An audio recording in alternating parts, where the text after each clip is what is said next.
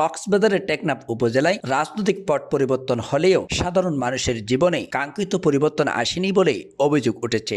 স্থানীয়দের দাবি, সরকার ও জনপ্রতিনিধি বদলালেও অপরাধ চক্রের কার্যক্রম আগের মতোই বহাল রয়েছে। স্থানীয় সচেতন মহলের অভিযোগ, দীর্ঘদিন ধরে প্রভাবশালী রাজনৈতিক ছত্রছায়ায় চাঁদাবাজি, ভূমি দখল, মাদক ব্যবসা ও মানব পাচারের মতো অপরাধমূলক কর্মকাণ্ডের সঙ্গে জড়িত ছিল।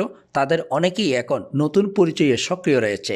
ফলে অপরাধ দমনের পরিবর্তে শুধু ক্ষমতার কেন্দ্র পরিবর্তন হয়েছে বলে মনে করছেন অনেকে। অভিযোগ রয়েছে, ভূমি অফিস, বন বিভাগ ও বিভিন্ন সরকারি দপ্তরকে কেন্দ্র করে গড়ে ওঠা দালাল চক্র এখন সক্রিয়। অতীতে যারা এসব কর্মকাণ্ডে জড়িত ছিল তাদের একটি অংশ নতুন প্রভাবশালী মহলের সঙ্গে সম্পর্ক গড়ে তুলে আগের মতোই সুবিধা আদায় করছেন বলে দাবি স্থানীয়দের। এছাড়া জমি দখল, সাধারণ মানুষের হয়রানি এবং মাদকের বিস্তার নিয়ে উদ্বেগ প্রকাশ করেছেন অনেক বাসিন্দা। তাদের মতে, অপরাধীদের বিরুদ্ধে কার্যকর ব্যবস্থা না নেওয়া হলে স্থায়ী শান্তি ও সুশাসন প্রতিষ্ঠা সম্ভব হবে না।